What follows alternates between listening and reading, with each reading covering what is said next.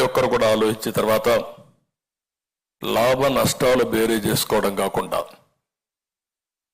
రాజకీయ పార్టీలు ఉన్నప్పుడు ఎన్నికల్లో పోటీ చేయడానికి ప్రతి ఒక్కరు ప్రయత్నం చేస్తాం.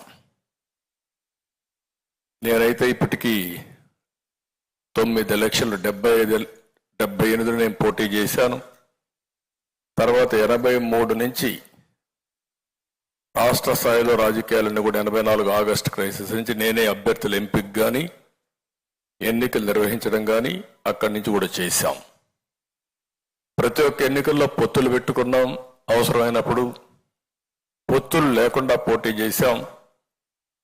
అయితే ఎక్కడికక్కడ అప్పటికుండే పరిస్థితులకు అనుగుణంగా మనం ముందుకు పోయే పరిస్థితికి వచ్చాం.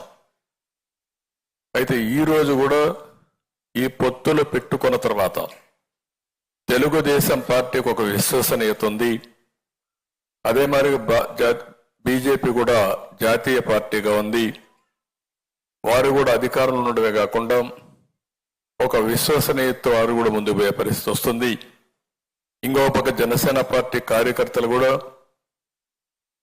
పవన్ కళ్యాణ్ గారి యొక్క నాయకత్వం పైన అభిమానంతో కానీ లేకపోతే ఒక కమిట్మెంట్తో పనిచేస్తున్నారు. ఇవన్నీ కూడా పర్ఫెక్ట్గా జరగాలంటే ఒక్క వ్యక్తి కూడా ఈరోజు అందరికీ టికెట్లు ఇవ్వలేకపోయాం. ఏ విధంగా ఎంపిక చేసాం కూడా మనం మాట్లాడుకుందాం. వివిధ రాజకీయ పార్టీల్లో కొంతమంది ఆస్పిరెంట్స్ ఉన్నారు. రాజకీయాల్లో పనిచేసేది గుర్తింపు కోసం పనిచేస్తాం. సర్వీస్ చేయడానికి మనం కష్టపడతాం.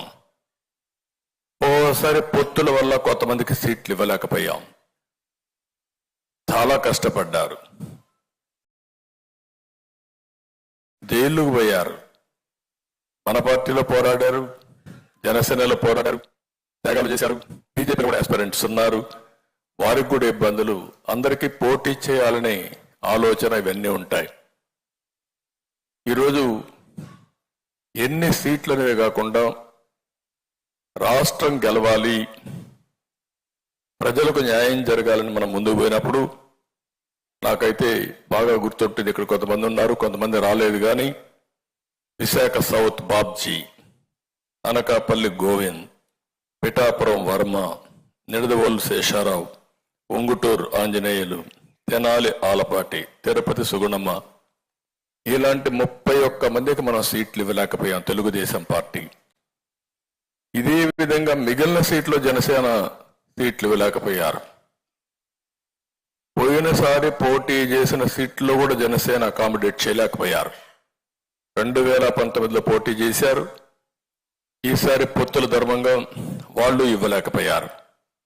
అదేవిధంగా బీజేపీలో పోటీ చేశారు, వాళ్ళు కూడా ఇవ్వలేకపోయారు.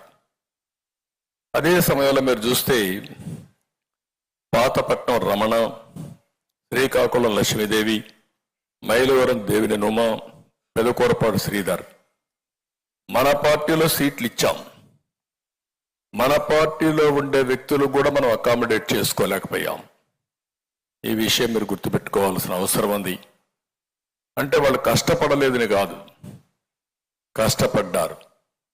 కానీ రాష్ట్రం కోసం, ప్రజల కోసం త్యాగం చేయాలనుకున్నప్పుడు వినబిలిటీ ఒక క్రైటీరియాగా పెట్టుకున్నాం. ఈ విషయం మీరు అందరూ గుర్తుపెట్టుకోవాల్సిన అవసరం ఉంది. ఈసారి ఎన్నికల్లో ఎంపిక చేసిన విధానం మీరు చూస్తే 3 పార్టీలతో పొత్తు పెట్టుకున్న తర్వాత, ముగ్గురం కూర్చొని ఒక నిర్ణయం చేసిన తర్వాత ఏ సీట్ ఎవరికి పోతుందో ముగ్గురం కలిసి, ఎందుకంటే వాళ్ళకు బలం ఉండాలి, మనం కూడా గెలవాలి, అందరం గెలవాలనే ఉద్దేశంతో ఇవన్నీ కూడా సెటిల్ చేసుకున్నాం. చాలా ఎలాబొరేట్గా అవర్స్ టుగెదర్ కూర్చున్నాం. స్లీప్లెస్ నైట్స్ కూడా, ఓసారి రాత్రి అంతా కూడా వర్క్ చేసిన రోజులు ఉన్నాయి. పొత్తులైనాయి. పొత్తులైన తర్వాత మన క్యాండిడేట్స్ గురించి మళ్ళీ వాళ్ళు ఎక్సర్సైజ్ చేస్తున్నారు, నేను కూడా ఎక్సర్సైజ్ చేస్తున్నాను. ఇంకా కొంత ఉంటాయి కూడా చేస్తున్నాం. పొత్తులైన తర్వాత నేను ఆలోచించిన విధానం మీరు చూసి, ఈసారి 3 పార్టీలు కూడా ఆలోచన ఒకటే, వినబిలిటీ. పెట్టిన అభ్యర్థి గెలవాలి.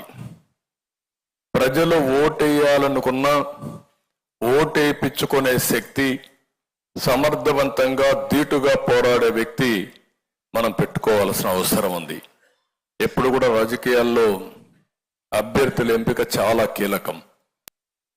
ఒకవేళ కానీ అభ్యర్థుల ఎంపికలో తప్పు చేస్తే మనం కొన్ని సీట్లు పోగొట్టుకునే పరిస్థితికి వస్తాం. ఆ యాంగిల్లో ఆలోచించినప్పుడు నేను చాలా ఎక్సర్సైజ్ చేశాం. ఈరోజు ఎప్పుడైతే ఎన్డీఏతో మనం పొత్తు పెట్టుకున్నామో, భాగస్వాములయ్యామో, అప్పుడు మీరు చూస్తే లోకసత్తా లాంటి పార్టీ కూడా మనకు సహకరించే పరిస్థితికి వచ్చారు. ఒకప్పుడు రాజకీయాల్లో బాగా ఎఫెక్టివ్గా పోటీ చేసిన వ్యక్తులు ఈరోజు స్వచ్ఛందంగా